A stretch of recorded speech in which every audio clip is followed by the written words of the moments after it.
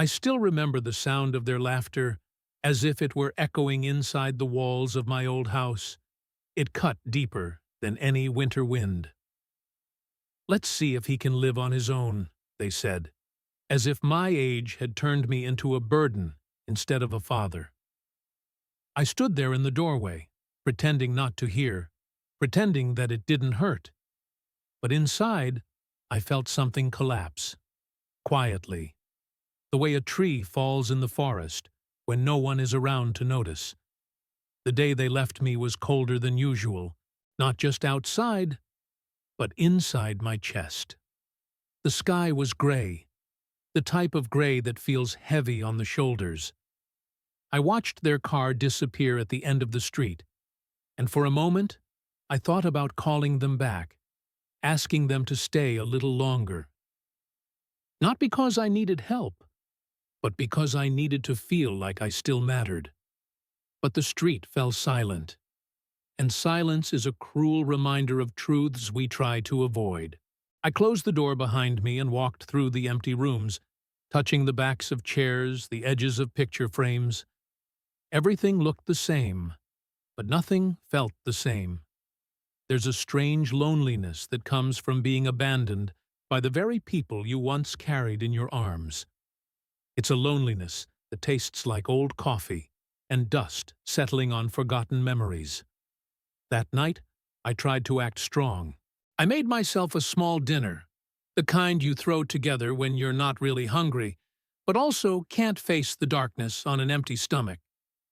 I sat by the window, listening to the wind move through the trees. Every sound reminded me of them, of laughter at the dinner table, of footsteps racing down the hall, of the soft way they used to say, "Dad," when they were young enough to still need me. I don't know what hurt more, the silence or the fact that they believed I couldn't survive alone. Maybe it was both. Maybe it was also the memory of every sacrifice I made, every hour of overtime, every night spent awake worrying about their futures.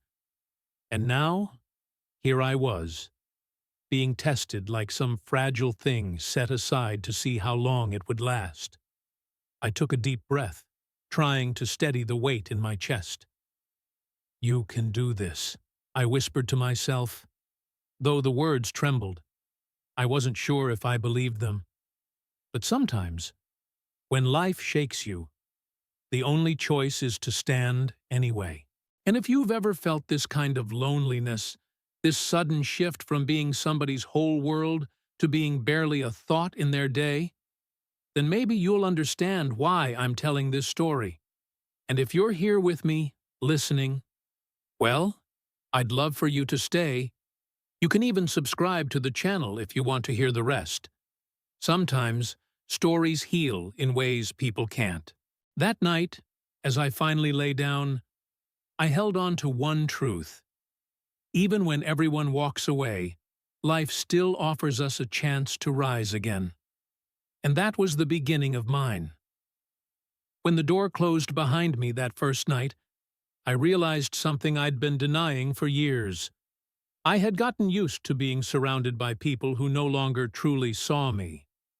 The house felt larger than usual, as if every room had stretched an extra foot just to remind me how empty it really was. I walked slowly through the hallway, my hand brushing along the wall for balance. Not because my body needed the support, but because my heart did. There's a particular ache that settles in when you're alone after a lifetime of being needed. It doesn't scream. It whispers. It whispers in the quiet moments, in the forgotten corners of old rooms, in the empty chair across the table. And it whispered to me that night, reminding me that the world around me had moved on, even if I hadn't. I lit a small lamp in the living room, the same one I used to keep on when my sons were teenagers staying out too late. I'd leave it glowing by the window as a silent message. I'm awake. I'm waiting for you. Funny how life changes. The lamp still burned, but no one was coming home anymore. I sat down slowly, letting my weight sink into the worn-out couch cushion. A thin layer of dust floated in the air as the light shifted, and I watched it dance like tiny ghosts made of sunlight. For a moment, I wondered if this was how old age introduces itself, not with pain or sickness, but with the realization that your presence no longer changes the rhythm of anyone's day. The memories came in waves, soft at first, then stronger. Nights I stayed up helping them with school projects. Mornings I left for work early so they could sleep a little longer. The scraped knees I kissed. The tears I wiped away. The birthdays I tried too hard to make perfect. Sometimes I think parents give so much because they remember what it felt like to have nothing. But children rarely see the cost until much later, if ever. As the hours passed, I found myself talking out loud, though no one was there to hear. Maybe they just need space, I said, even though deep down, I knew it was more than that. Sometimes people grow up and grow away. Sometimes love doesn't fade, it just gets misplaced. But even with the ache pressing against my ribs, there was something else inside me. A small, stubborn strength I didn't know I still had. A quiet voice saying, "You've survived harder things than this." I leaned back, closing my eyes, letting the truth settle gently inside me. Maybe this was my chance to rediscover who I was without the weight of constantly giving. Maybe being alone wasn't a punishment, but an invitation. A strange, painful, and necessary invitation to learn how to stand again. And as the night grew deeper, I made myself a promise. I wouldn't let their absence define me. Not yet. Not now. I would find a way to live. Really live. Even if I had to start from the very beginning. The morning I packed my bags felt different, as if the air itself had grown heavier overnight. The house, with all its familiar creaks and shadows, no longer felt like a home. It felt like a reminder of everything I'd lost. I looked around one last time, letting my eyes linger on the little things. The faded curtains my wife once chose. The scratch on the kitchen table from when my sons were roughhousing. The dent in the door frame where we marked their height year after year. Memories carved into wood. But memories don't keep you warm. I didn't take much with me. Just a few clothes, a picture of my family back when we were whole, and the small wooden box I never let anyone touch. People think that when an old man moves out, he carries his life in suitcases. But the truth is, most of what matters can't be packed. It travels quietly, deep inside your ribs. The place I moved to wasn't much. An old, forgotten house at the edge of a rural road, too far from the city to be convenient, too plain for anyone else to want it. But something about its loneliness matched mine, and that made it feel almost right. The porch sagged slightly. The paint peeled like sunburned skin, and the windows looked as tired as I felt. But it had a roof. And for now, that was enough. When I unlocked the door and stepped inside, the smell of dust welcomed me like an old friend. The floors groaned under my weight, complaining with each step. There were cobwebs in the corners and cracks in the walls, but at least the house didn't pretend to be something it wasn't. It was honest in its decay. Maybe more honest than the people I loved. I set my bag down and took a deep breath. The air was colder here, untouched by warmth or laughter. I could almost see the echo of what this place used to be. A family gathered around a table, a child running down the hall, a couple arguing softly in the kitchen. Houses remember things, even long after the people forget. I opened the creaky windows, letting a small breeze sweep through. For a moment, it felt like the house exhaled after years of holding its breath. And maybe I did too. Maybe the loneliness wasn't just mine. Maybe the house had been waiting for someone willing to sit with it in the silence. That first night, I lay on the old bed frame, listening to the unfamiliar sounds. Branches tapping the roof, the distant hum of insects, the slow settling of the house as it adjusted to my presence. I stared at the ceiling and whispered to myself, "This is temporary." But a part of me knew it wasn't. A part of me knew I wasn't here to hide. I was here to start over. And as strange as it sounds, there was a quiet comfort in that. A feeling that maybe, just maybe, a life can be rebuilt even from the ruins. That first night alone in the new house was longer than any I'd lived through in years. It's strange how the dark feels different depending on where you are. Back in my old home, the darkness was soft, familiar, like a blanket that comes with memories stitched into every thread. But here the darkness felt raw, untouched, almost wild. It wrapped around me like something alive, something that had been waiting in the walls long before I arrived. I lay on the old mattress, listening to the unfamiliar sounds outside. The wind moved through the trees with a whistle that almost sounded like a voice calling from far away. Every now and then, a loose shutter slapped against the siding, echoing through the empty rooms. The house shifted and creaked, settling itself for the night, as if trying to decide whether I belonged. Sleep didn't come easily. My mind kept wandering to places I didn't want it to go. I thought about my sons, about how their childhood seemed to disappear the moment they became adults, how their laughter once filled every corner of my life, how the sound of their voices used to pull me out of the deepest exhaustion after long days at work.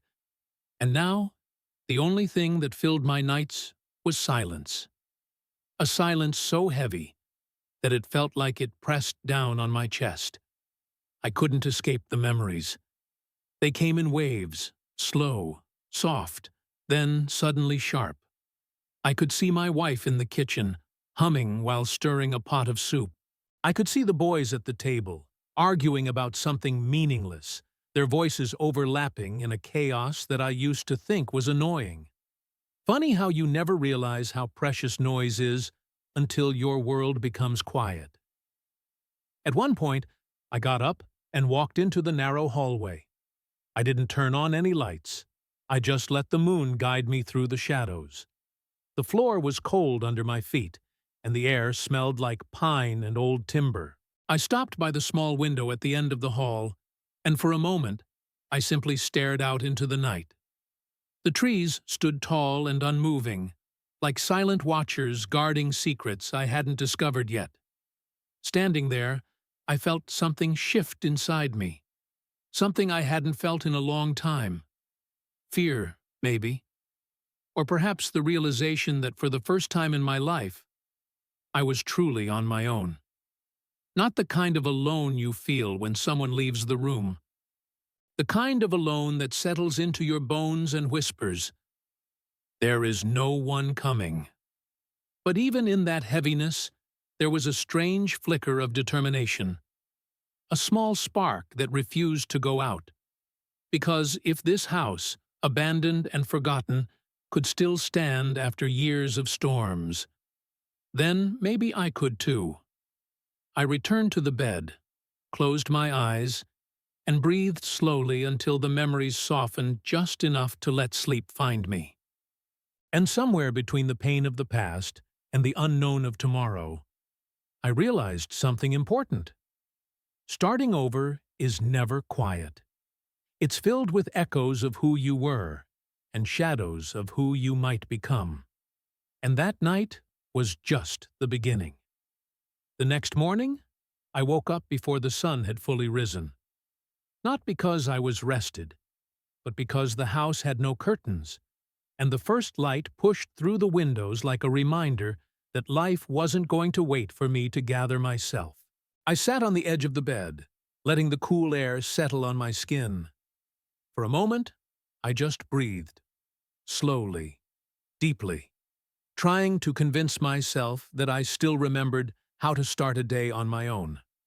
Survival I quickly learned, wasn't just about food or shelter. It was about routine, something I hadn't needed to rebuild in years. Back home, everything had been familiar.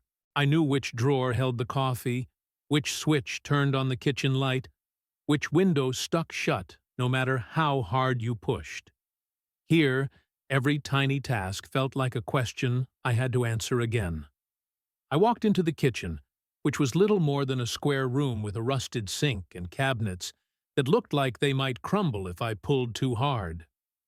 I boiled water on an old stove, and the burner clicked for longer than it should have before the flame finally appeared.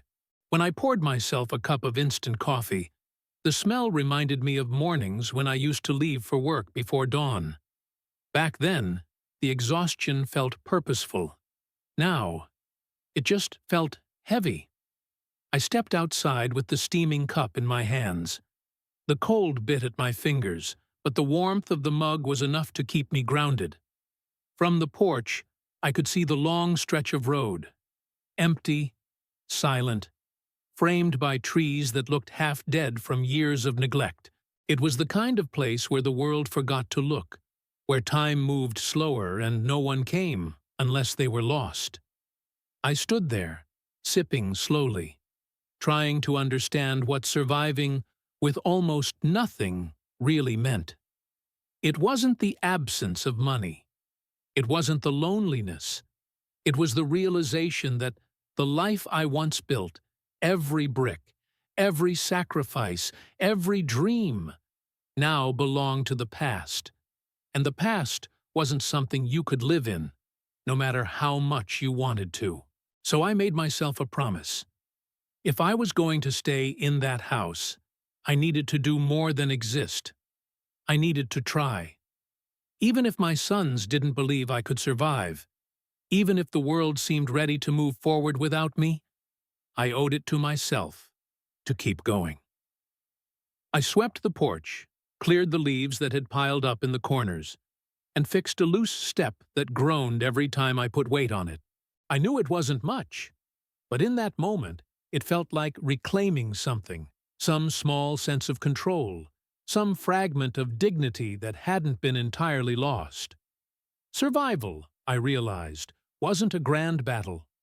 It was a collection of tiny choices, to stand, to breathe, to fix one thing at a time. And as the sun finally rose above the trees, warming the cold morning, I felt something inside me rise with it. Quiet, steady, determined. Maybe surviving wasn't just possible. Maybe, just maybe, it was the beginning of becoming someone new. Over time, I fell into a rhythm that no one else knew about.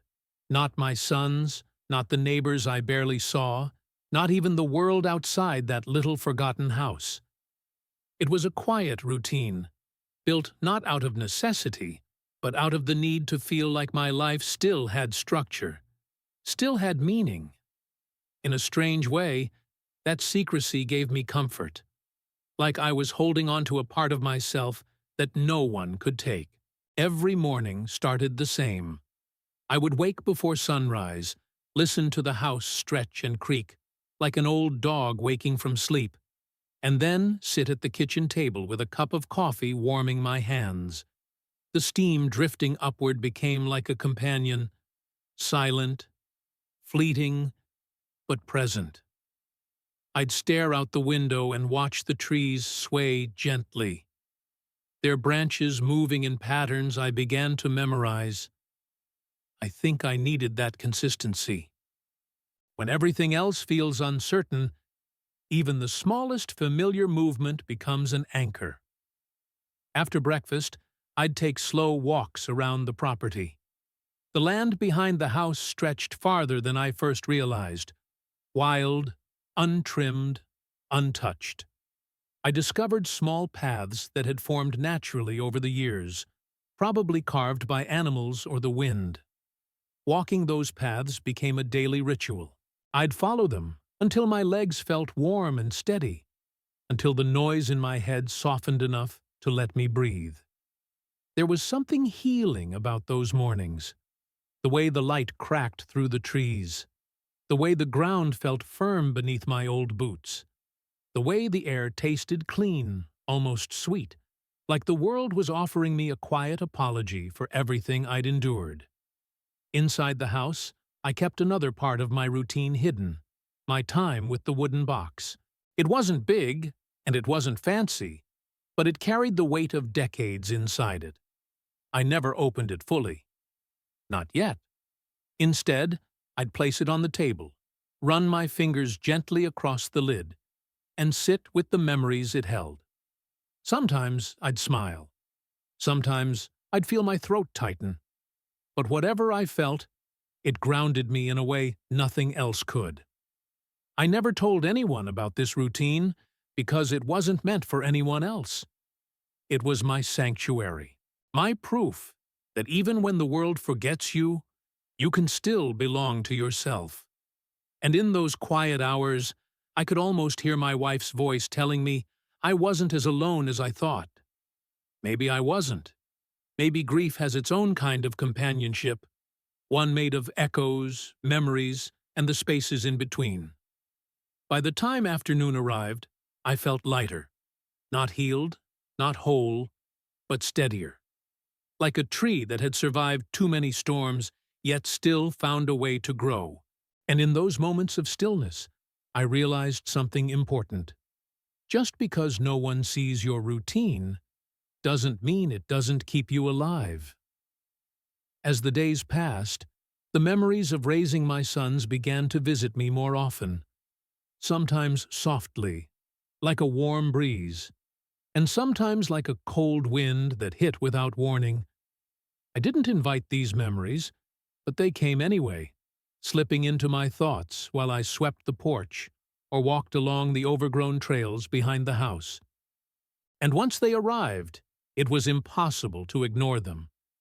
I remembered the early years, the ones filled with chaos and innocence, waking up before dawn just to rock them back to sleep, teaching them how to tie their shoes, cutting their sandwiches into shapes so they'd eat without complaining.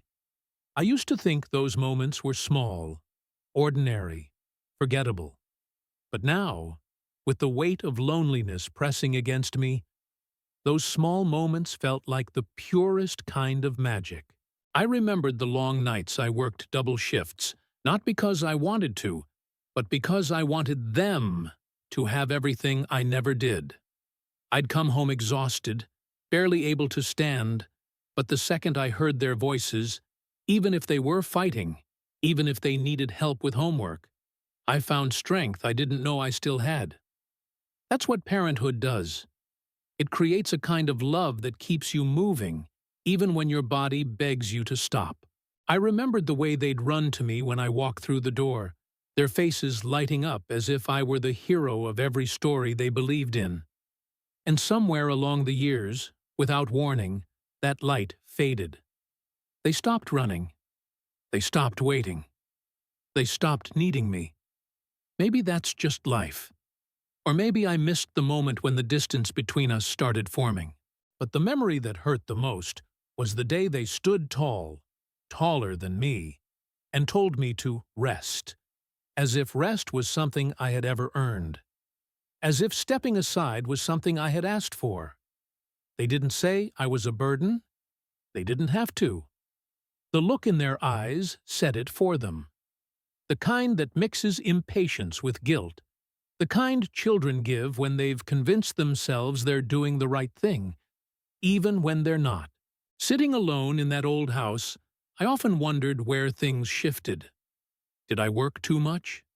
Did I love them too quietly? Did I give them so much that they forgot how to give anything back? Or was it just the natural way of the world? Parents holding on while children drift away. Still, for all the pain, there were memories that made my chest soften instead of tighten. Like the way my youngest used to fall asleep on my shoulder, or how my oldest once told me he wanted to be strong like Dad. Those moments were real. They weren't erased just because time had turned them into shadows. And maybe that's what hurt the most. I had built my entire life around them, while they had built theirs far away from me. But even in the ache of remembering, there was something else. Gratitude. Gratitude for having lived those days. Gratitude for having known that kind of love. Gratitude for the chance to be someone who gave more than he ever received. And as I sat in the quiet of that lonely house, I realized something bittersweet. Sometimes the memories that break your heart are the same ones that hold it together. There was one place in that old house I never touched.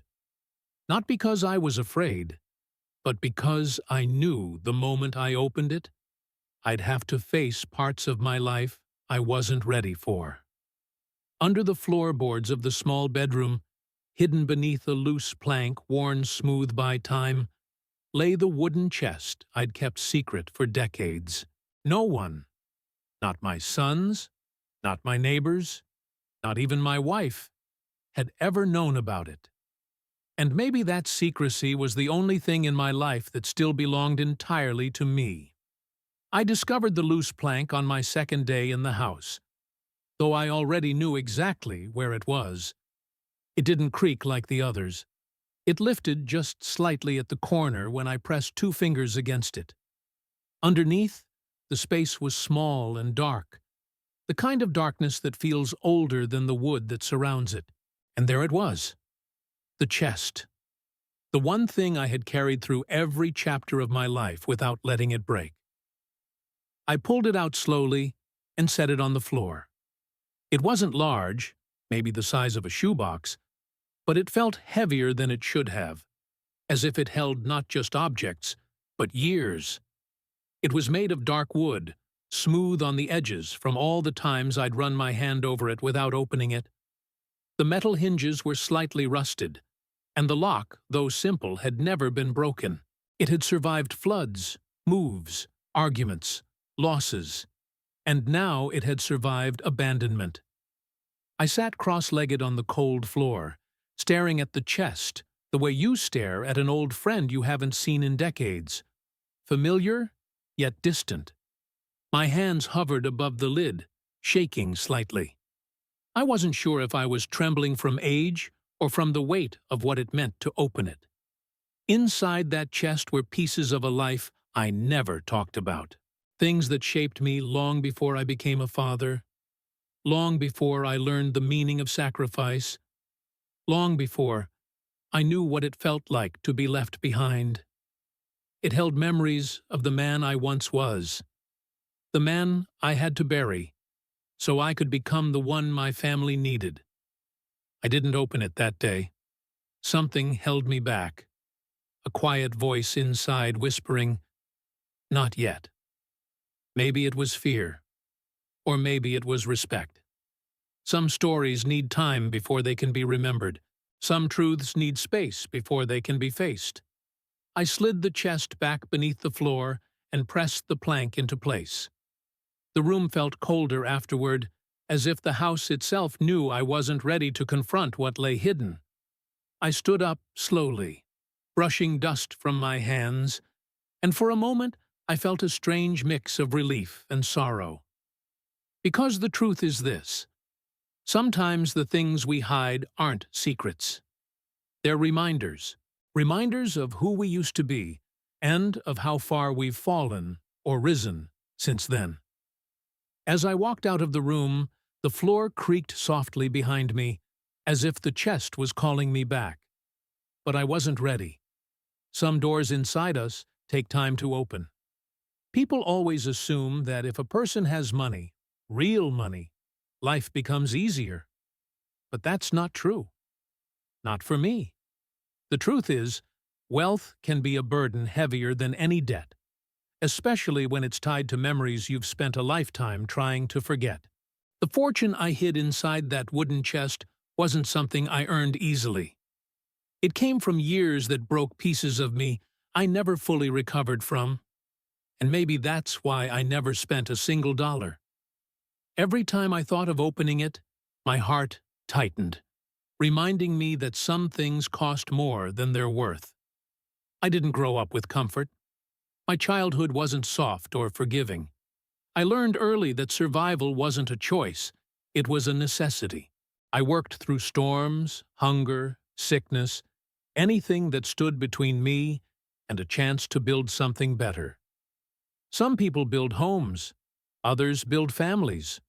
I built silence, I built resilience, and eventually, I built a fortune. Not because I wanted luxury, but because I wanted protection. I wanted a shield against the world that had hurt me too many times. When I married my wife, I thought about telling her.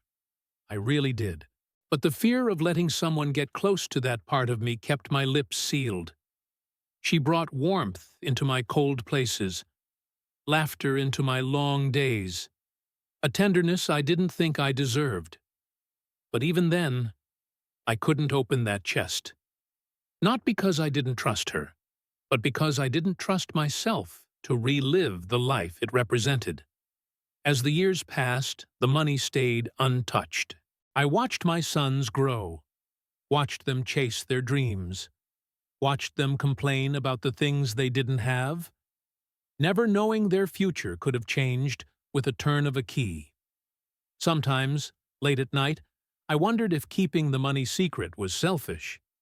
But then I'd remember the nights I slept on concrete floors, the hands that bruised me, the jobs that nearly took my life. And I'd close the chest again. It wasn't just money. It was trauma turned into currency, and I didn't want my children to inherit that darkness. Besides, I believed, I hoped, that they would build their own lives, earn their own strength, learn their own lessons. I wanted to give them something more valuable than money: character, responsibility, purpose. But somewhere along the way, I realized they had taken comfort for granted and forgotten the difference between help and dependence. And so, the fortune remained untouched. Not because I was stingy, not because I didn't care, but because the price I paid to earn it was far too high to let it become something they'd simply take for granted. Maybe that's why I hid it so well. Maybe that's why I carried its weight alone. Not every treasure is meant to be spent. Some are meant to be buried, because the story behind them hurts too much to live through twice. It took a while before the truth finally settled into me. The kind of truth you don't see coming, even when it's been walking toward you for years. I realized one quiet afternoon, sitting alone at the small wooden table in the kitchen, that my sons weren't coming back. Not to check on me, not to apologize, not even out of obligation. Their absence had stretched long enough to stop feeling temporary. It had become a new reality I hadn't asked for, but one I had no choice but to face. The moment that realization hit, it wasn't loud. It didn't crash into me. It slipped in gently, like a shadow moving across the floor. I was staring at my coffee, lukewarm, untouched, when the silence in the room grew too heavy, too deep, and I suddenly understood that the silence wasn't waiting to be broken by footsteps or a knock at the door. It was here to stay. I leaned back in my chair, letting the truth sink into my bones.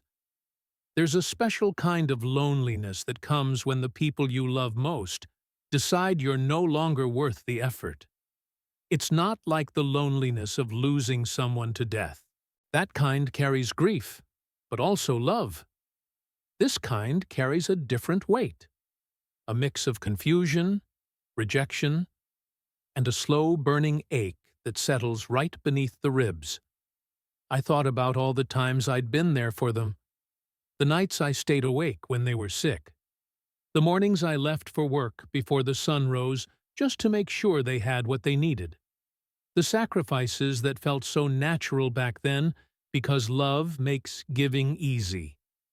And I wondered when the scales had tipped. When had I become an inconvenience? When had I become someone they could simply leave behind without looking back? For days, I held on to excuses for them. Maybe they were busy. Maybe they thought I needed space. Maybe they believed I was strong enough to handle everything alone. But excuses can only soften the truth for so long. And eventually, even excuses start to sound like lies you tell yourself to avoid heartbreak. I sat there, staring at the wall, feeling the house breathe around me, the soft settling of wood, the distant rustling of leaves against the windows. The world outside kept moving, indifferent to my solitude, and I finally whispered to myself, "They're not coming." Saying it out loud made it real, but it also made it lighter, as if acknowledging the pain was the first step toward carrying it. A strange calm washed over me then. Not peace, exactly. More like acceptance. The kind you reach when you stop waiting for people who aren't waiting for you. It didn't erase the hurt. It didn't fix anything. But it stopped the bleeding, just a little. And in that quiet moment, I understood something important. Sometimes, the hardest part of being a parent isn't the sacrifices you make. It's learning how to survive when the people you sacrificed everything for choose to live without you. I stood up, placed my cold coffee in the sink, and looked out the window at the quiet landscape surrounding the house. Alone didn't have to mean defeated. And maybe, just maybe, acceptance was the beginning of something new. It wasn't until a few weeks later that someone finally noticed I was there. The house sat far enough from the main road that most people passed by without giving it a second glance. But one afternoon, while I was sweeping the porch, I heard footsteps on gravel, a sound I wasn't used to anymore. I looked up slowly, half expecting it to be an animal or maybe just the wind tossing stones. But it was a person, a woman, someone I had never seen before. She walked with a careful pace, as if she didn't want to startle me. Her hair was pulled back in a loose ponytail, and she carried a grocery bag in her hand. The kind of bag filled with necessity, not luxury. Milk, bread, maybe some canned soup. She paused a few feet away and offered a small, cautious smile. The kind people give when they don't know your story, but feel like you might need kindness anyway. I wasn't sure if anyone lived out here, she said, her voice gentle, as if she were speaking to a man made of glass. I passed by on my way home, saw the light on last night, thought maybe you could use something. I didn't know what to say at first. My throat tightened, not from emotion, but from months of barely using my voice for anything other than talking to myself. I managed a quiet, "Thank you," and she nodded as though she understood more than my words could say. She set the bag down on the porch and took a step back, giving me space. That small gesture meant more than she could have known. Space is usually what people give when they're afraid. But her space felt different. It felt respectful, like she wasn't trying to intrude on the pieces of my life still held together by fragile threads. "I'm Anna," she added softly. "My father lived alone too, before he passed. I know how hard it can be out here." Her words settled into me slowly, the way sunlight warms the room long after dawn. It had been so long since someone spoke to me without judgment, without impatience, without that silent weight of obligation. I felt seen, not completely, not deeply, but enough to remind me that I still existed in someone's world, even if only as a stranger on the road. We talked for a few minutes, small things, simple things. She asked if I needed help with anything. I shook my head, not out of pride, but because I didn't want to burden someone who didn't owe me a single moment of her day. Even so, she left the groceries on the porch, despite my refusal. "I'll be around," she said before turning to leave. "Just call out if you ever need anything." I watched her walk away until the trees swallowed her silhouette. Then I looked down at the grocery bag.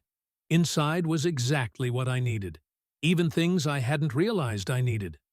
Someone had thought about me, considered me, seen me, and in that moment, something inside my chest loosened, just a little.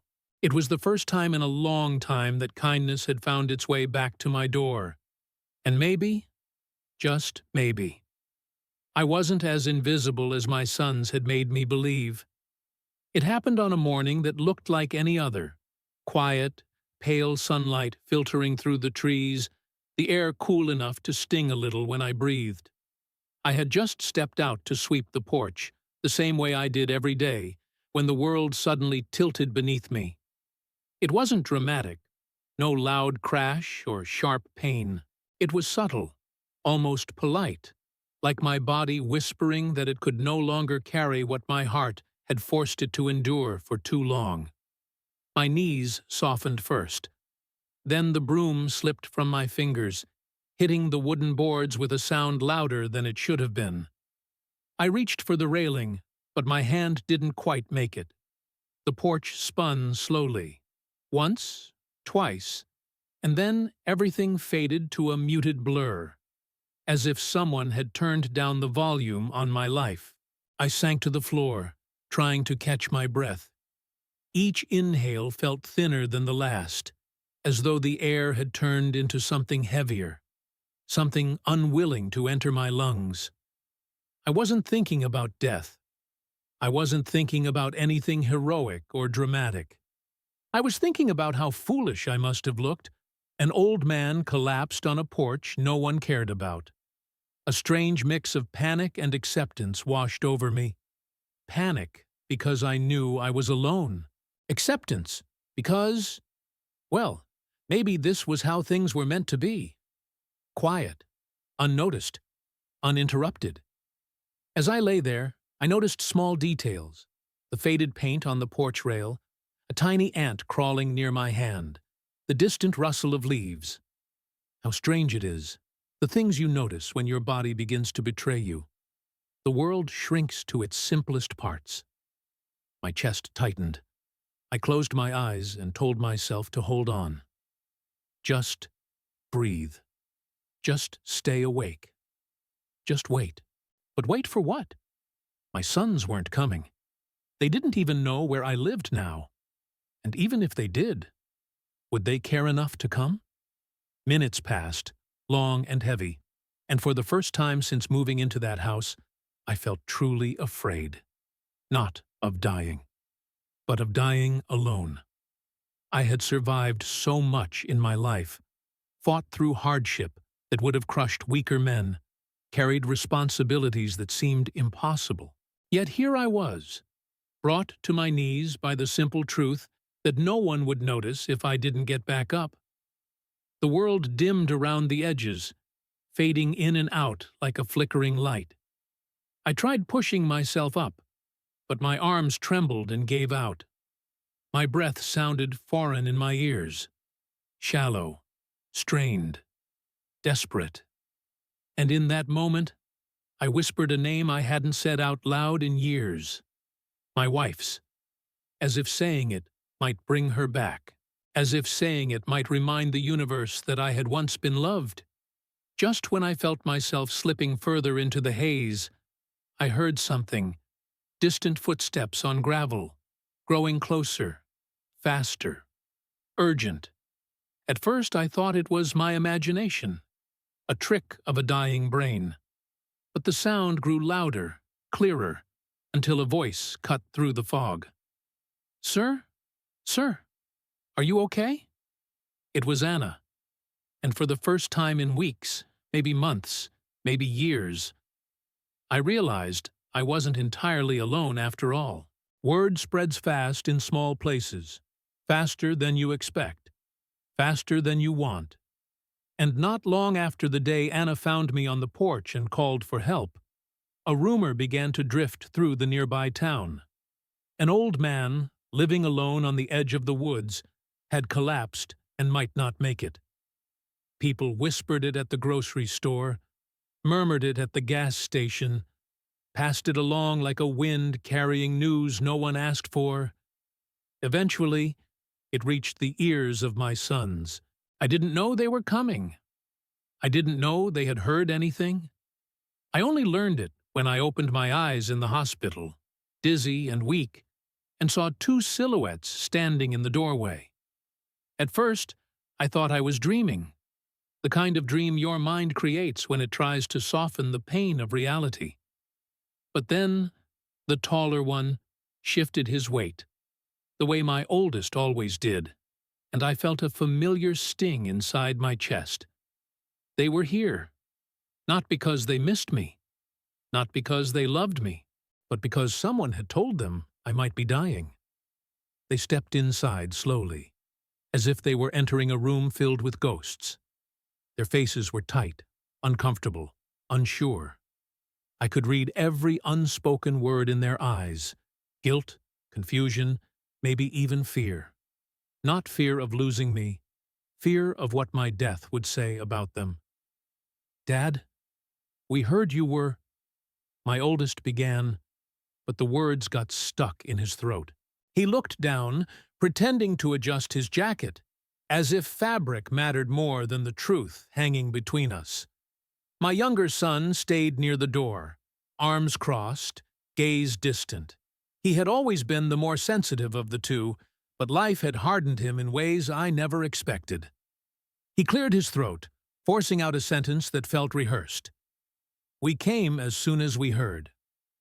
But we both knew that wasn't true. They came because they were afraid of regrets, or appearances, or maybe of inheriting the shame of being sons who abandoned their father. People rarely rush to the bedside of someone they've ignored unless death is involved. A doctor entered and spoke briefly about my condition: dehydration, exhaustion, stress. The kind of things that don't kill you quickly, but they do wear you down slowly, the way loneliness does. My sons nodded at the doctor's words, but they never once looked at me. They kept their eyes on the charts, the machines, the floor, anywhere but my face. When the doctor left, silence filled the room, thick and uncomfortable. I could hear the steady beeping of the monitor beside me, each beep reminding me that I was still alive, alive enough to feel everything they didn't say. I wanted to ask where they had been. I wanted to ask why it took a rumor of my death for them to remember I existed. But the questions stuck in my throat like stones. Instead, I spoke softly. "I'm glad you came." It wasn't the truth, but it was the closest I could get without breaking apart in front of them. My oldest nodded quickly, relief washing over him as if those words freed him from something heavy. "Yeah, of course." Of course, as if it were natural. As if months of silence didn't weigh between us like a locked door neither of them cared to open. They didn't stay long. Maybe 20 minutes. Maybe less. Long enough to ease their conscience, short enough to avoid any real conversation. When they left, they promised to call. I nodded, knowing they wouldn't. And as the door closed behind them, I felt an unexpected calm settle inside me. Their visit didn't heal anything. It didn't change the past. It didn't fill the empty spaces in my chest. But it revealed something I hadn't fully accepted until that moment. People show up fast when death is near, but they almost never show up for the living. They didn't come back the next day, or the day after that. For a while, the hospital room remained quiet except for the steady beep of the monitor and the occasional buzz of distant footsteps in the hall. I wasn't surprised. Their visit had been an obligation, not a desire, a performance, not a reunion. But when I was finally discharged and returned to the old house with Anna's help, I discovered something that made my stomach tighten in a way the hospital never had. The front door was unlocked. I knew I had locked it before leaving. I remembered the way the key scraped slightly when turning. Old doors always have their quirks. But now it hung open as if someone had rushed out in a hurry, or walked in without caring who might notice. Inside, the house felt wrong. Not destroyed, not ransacked, just disturbed. The kind of disturbance you can sense in your bones before your mind even catches up. A chair slightly moved. A drawer not fully closed. The dust on the windowsill shifted, leaving unfamiliar handprints. Someone had been here. Someone who knew me. Someone who thought I wouldn't be back. And then I walked into the small bedroom. The loose floorboard was lifted. Not high enough to be obvious, but just enough for me to know someone had found it. My heart pounded so hard it echoed in my ears. I sank to my knees and brushed my fingers along the edges of the plank. They were warm. Not from the wood itself, but from the realization forming in my chest. My sons had been here. They hadn't come back to see me, to check if I was recovering, to offer help or even pretend to care. They had come here to search, to see if the rumors about the old man living alone with something hidden were true, to find whatever they believed I had left behind. I lifted the plank the rest of the way and peered into the dark space beneath. The chest was still there, in the same position I had left it, undisturbed, untouched. But the gaps in the dust told the story. It had been lifted, weighed, inspected. They hadn't opened it, but they had tried.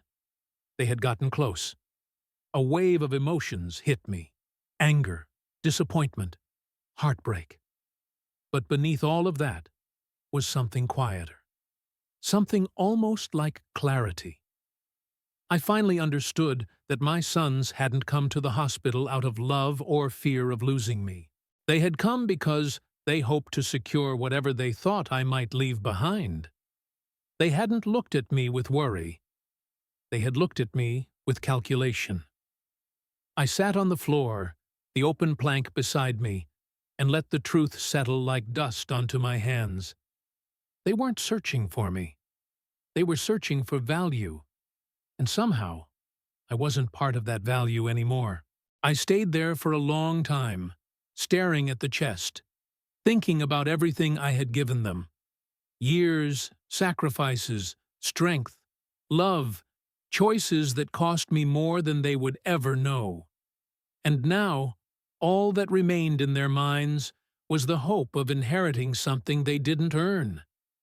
The worst part wasn't that they searched the house. The worst part was that I wasn't even surprised. Because some betrayals wound you only once. But this one had been cutting me slowly for years. I don't know what made me do it that night. Maybe exhaustion, maybe disappointment, maybe the quiet ache of knowing exactly who my sons had become. But something inside me finally said, it was time. Time to put into words what I had carried in silence for far too long. Time to write the truth they had never bothered to ask for. Time to leave behind something deeper than money, something they couldn't search for under floorboards or pry loose with greedy hands. So I sat at the old kitchen table, the same spot where I had once imagined family dinners and birthdays that never happened, and I pulled out a sheet of paper. The last one I had in the drawer. The house was so still that I could hear every stroke of the pen against the page. And as the ink touched the paper, the words came more easily than I expected. I began the letter the way any father would, with their names. Seeing them written in my handwriting made my chest tighten. They had grown so far from the boys I remembered, yet writing their names made them feel small again, fragile, innocent, still mine. But innocence fades, and time has a way of hardening what was once soft. I'm not angry, I wrote, and it was true. Anger burns fast and bright, but what I felt was slower, heavier, something like sorrow wrapped in acceptance. I'm not disappointed, I continued, though part of me was. I'm just tired. That was the truth. Tired of carrying the weight of unspoken love. Tired of reaching for people who no longer reached back. Tired of pretending their distance didn't hurt. I wrote about the years they never saw, the sacrifices, the nights I worked until my fingers trembled, the dreams I buried so theirs could bloom. I wrote about the chest, not revealing what was inside, but explaining why it existed. Some things, I said, aren't meant to be touched, only understood. I told them that the value of a life isn't measured by what we leave behind, but by what we give while we're still here. I didn't blame them for forgetting me. I didn't shame them for their absence. I simply reminded them of the man I had tried to be, the man who loved them more than he ever loved himself, the man they once ran to, the man they had become strangers to. And then, slowly, the words shifted. The letter wasn't just for them anymore. It was also for me, a way to free myself from the hope that they would ever become the sons I wished they were, a way to close a chapter that had been bleeding for too long. At the end, I wrote the only truth that mattered. I forgive you. Not because you asked for it, but because I need the peace. My hand shook when I signed my name, not from age, but from release. I folded the letter carefully, pressing the edges so they lined up perfectly, as if neatness could somehow make the words hurt less. Then I placed it inside the chest, deep enough that they would have to open it fully to find it, deep enough that they would have to confront everything they had been avoiding. The house felt lighter after I put the letter away, and so did I.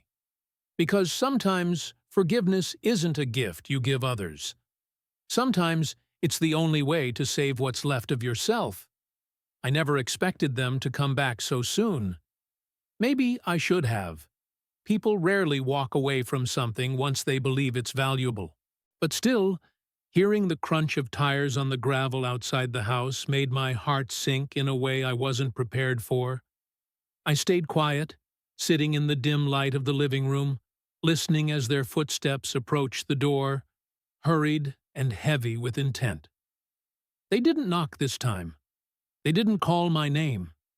They let themselves in like men entering a place they believed already belonged to them. I didn't move.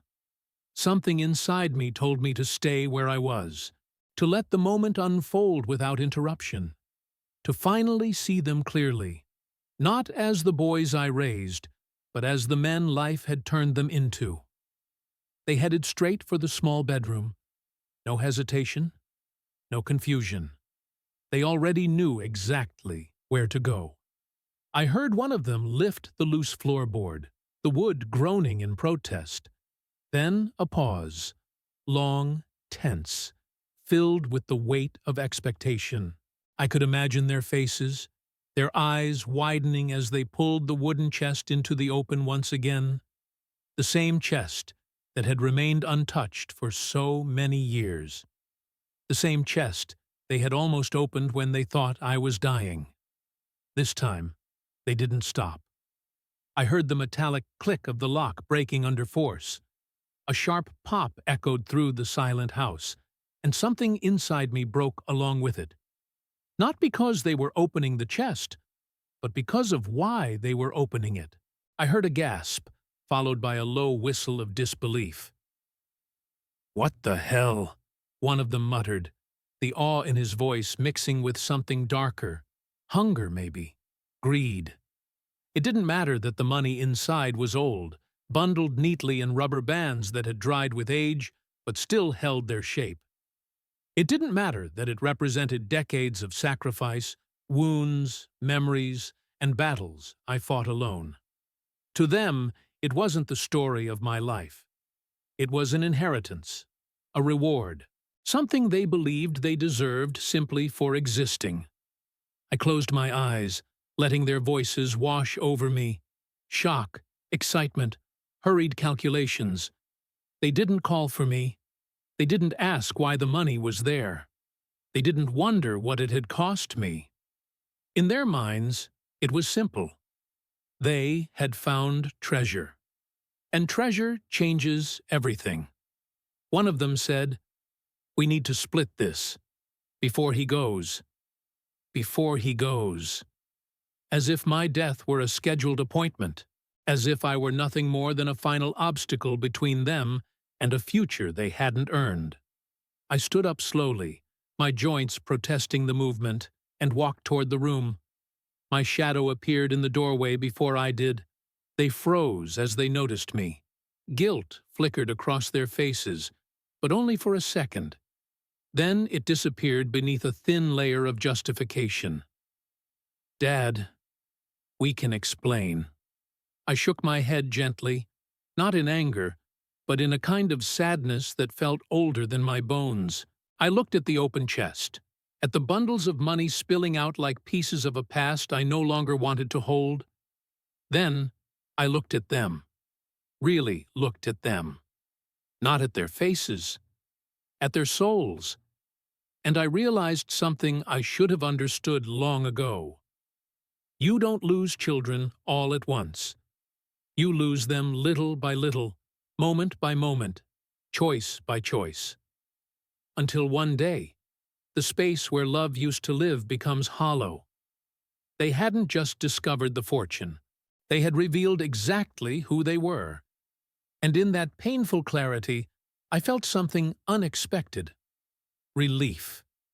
Because now there was no more pretending, no more hoping, no more waiting for sons who no longer existed in the men standing before me.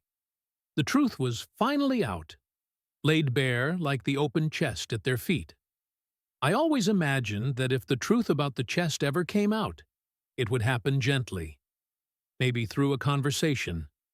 Maybe through a moment of honesty I had been too afraid to share. But life has a cruel way of revealing things at the wrong time, in the wrong way, to the wrong people. And that's exactly how it happened, the day they finally discovered what I had hidden all those years. It was late afternoon when I heard the door open, without warning. The sound echoed through the quiet house, sharp and intrusive. I was sitting in the kitchen peeling an apple, my hands slow and tired, when I heard their voices, my sons, moving through the rooms with a confidence that didn't belong to people who had abandoned me. They didn't call for me. They didn't ask how I was. They walked in like men on a mission. I stayed still, listening to the hurried footsteps, the muffled whispers, the sound of furniture being shifted. It didn't take long before I heard the one sound I dreaded most, the hollow thump of the floorboard lifting in the back bedroom. My chest tightened. They had found it. For a moment, I closed my eyes and let the ache wash over me. Not because they had found the money, but because they had come back only for that. Not for me, not for forgiveness, not for love, only for whatever they believed I was hiding. I walked slowly down the hallway, leaning on the wall for support. As I reached the doorway, I saw them both kneeling beside the open floorboard, their hands on the chest, like it belonged to them. The lid was already cracked open. Even from where I stood, I could see the aged bills inside, neatly stacked, wrapped in bands that had yellowed with time. Years of sacrifice, years of pain, years of fighting for a future I never used. And now it glittered beneath the dim bedroom light like a promise they hadn't earned. Their eyes were wide, their faces stunned. Shock, excitement, relief. They moved across their expressions like passing clouds. "Oh my God. He had all this?" one whispered, as if I weren't standing right behind them. "Why didn't he ever say anything?" The other added, not with curiosity, but accusation. I stepped closer, the old floor creaking beneath my weight. They turned around slowly, guilt flashing across their faces before disappearing under a thin layer of entitlement. "Dad, we didn't know," the older one said, trying to soften his voice. I didn't answer right away. Instead, I looked at the open chest, The bundles of money I had earned through years of backbreaking work, sleepless nights, and sacrifices no one had thanked me for.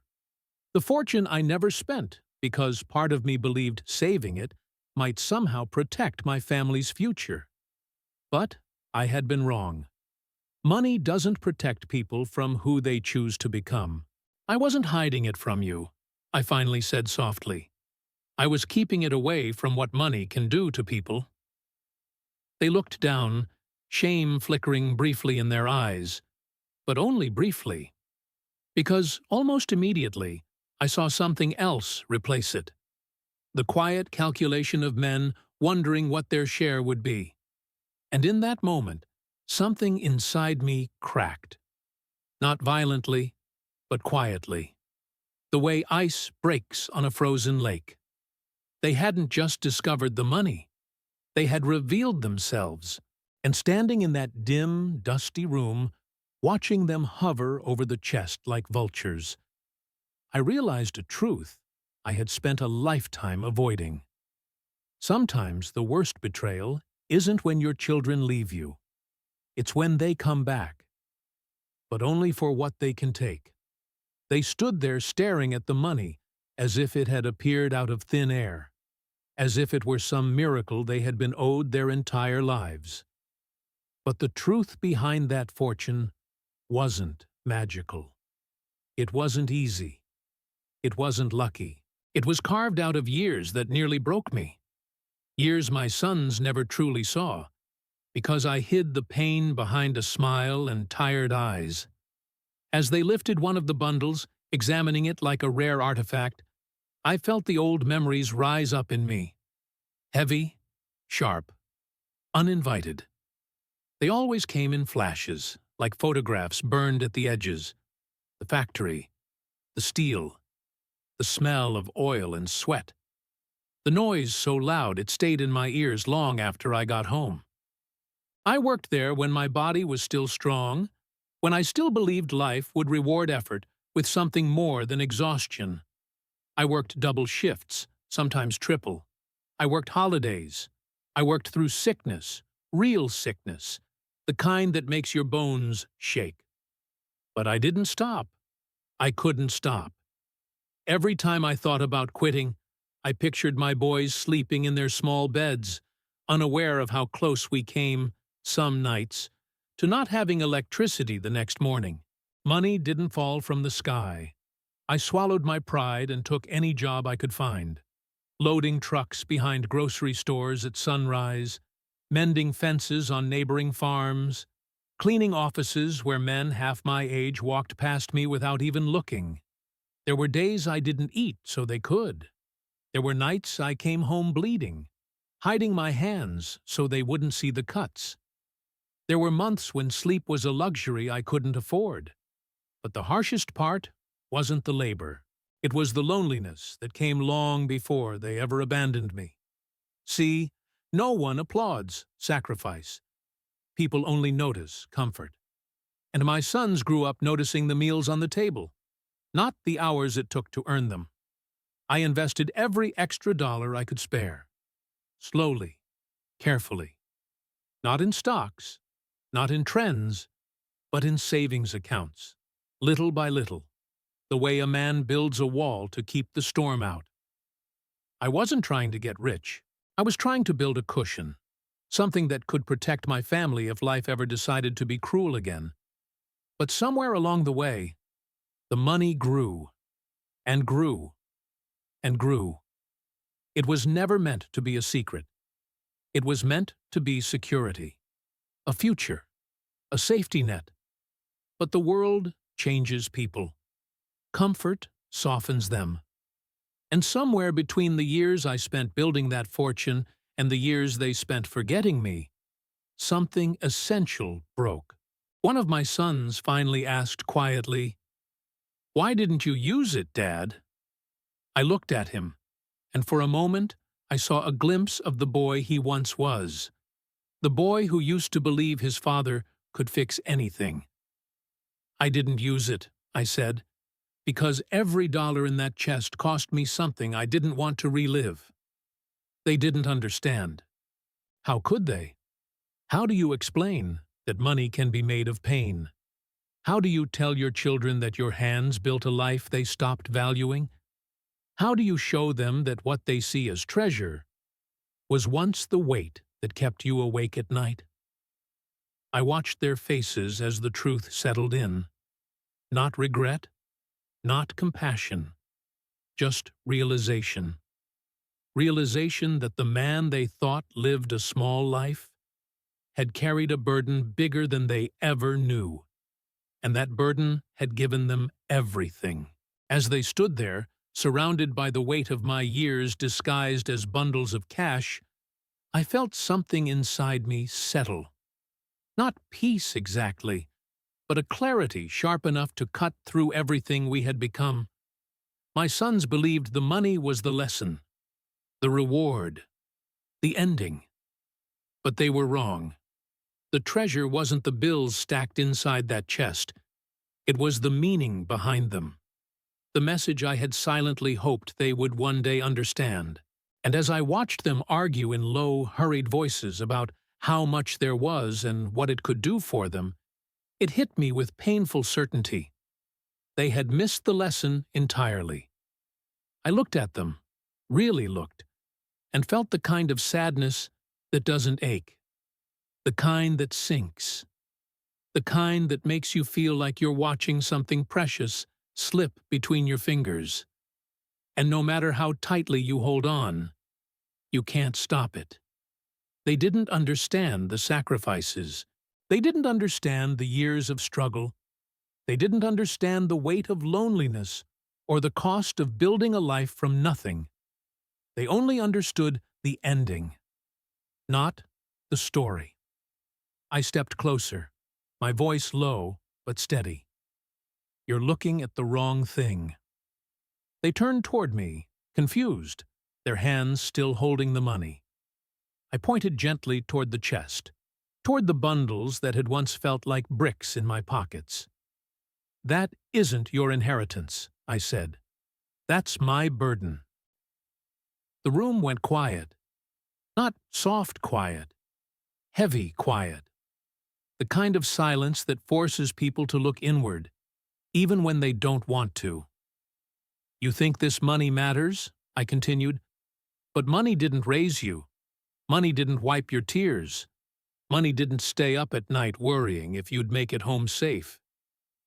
My voice trembled, not with anger, but with a truth I had never spoken aloud.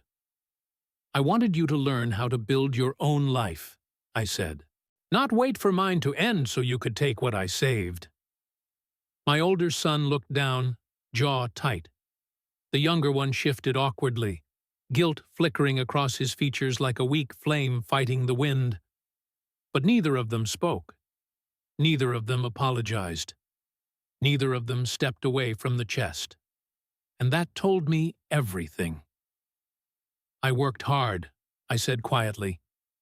Not so you could live off what I earned, but so you could live with pride, with strength, with your own hands. I didn't raise them to chase money. I raised them to chase meaning. But somewhere along the way, comfort replaced gratitude. Entitlement replaced effort. Distance replaced love. My message was never about what I could leave you, I whispered. It was about what you could become. But watching them now, their eyes drawn back to the stacks of cash, I realized the truth that hurt more than their abandonment. They had grown up, but not in the ways that mattered. They had succeeded, but not in the ways I prayed for. They had changed, but not in the ways that honored the life I gave them. And for the first time, I understood that some lessons cannot be taught. Some values cannot be handed down. Some truths must be lived to be learned. But my sons, they had skipped the living and gone straight to the taking. And that, more than the money, more than the betrayal, more than the loneliness, was the deepest wound of all. For a long moment, after I finished speaking, the room was silent, heavy, suffocating. The kind of silence that forces people to confront the truth, even when they'd rather look away. My sons didn't speak right away. They didn't know how. It was as if my words had peeled something open inside them, something they'd kept buried under years of excuses and distance. The older one was the first to break. His shoulders slumped, and he let out a breath that sounded like defeat. Not anger, not self-defense, something quieter, something that came from deep inside his chest. He lowered the stack of money he'd been gripping and rubbed his face with both hands, as if trying to wipe away the guilt etched across it. "I didn't know," he whispered. "Dad!" "I didn't know it was like this for you." But he did know, at least a little. Deep down, he had always sensed the sacrifice, the exhaustion, the silent strength I carried. Children don't forget the smell of sweat on their father's clothes. They don't forget the late nights or the long hours. What they forget is gratitude. My younger son didn't say anything at first. He just stared at the chest, then at me, then back at the floorboard like it had swallowed something precious he'd never get back. His eyes glistened, not with greed this time, but with the kind of regret that comes too late to fix anything. "Why didn't we come sooner?" he finally said, voice cracking at the edges. "Why didn't we try?" I didn't answer him, because I didn't have the heart to say the truth. Because you didn't want to. Because life was easier without me. Because loving someone requires effort. Because you assumed I'd always be there. He paced the room, hands tangled in his hair, tears gathering but refusing to fall. He wasn't mourning me. He was mourning the version of himself he wished he had been, the kind of son he should have been, the kind of man he thought he was, until confronted with the mirror of my silence. Regret is an unforgiving teacher. They both stood there, overwhelmed by everything they had ignored. All the calls they never made. All the weeks they never visited. All the birthdays they treated like chores. All the small opportunities to show love that slipped through their fingers because they believed fathers were unbreakable. But fathers break. Quietly, slowly, like old branches snapping under the weight of their own history. "What do we do now?" my oldest asked, voice trembling. "How do we fix this?" That's the thing about regret. It begs for solutions, but some wounds don't heal with apologies. Some distances can't be crossed in a single step. Some losses can't be undone. "You live better than I did," I said softly. That's all I ever wanted. My younger son covered his mouth with his hand, the truth sinking into him with brutal clarity. Their remorse wasn't the clean kind, the kind that frees you. It was the heavy kind, the kind that chains itself to your ribs and stays for life, because they hadn't just stumbled into a mistake. They had built one day after day, choice after choice, absence after absence. And now, standing in front of the father they had forgotten, surrounded by the echoes of who he once was, they finally felt the weight of their own actions. Not because they lost my money, but because they almost lost me. And maybe, just maybe, that realization hurt more than anything they found in that chest.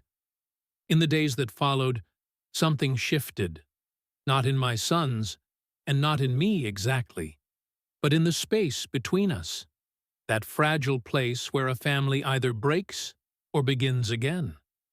They came around more often, not with the frantic energy of men chasing an inheritance, but with the slow, uncertain steps of people trying to rebuild something they once abandoned.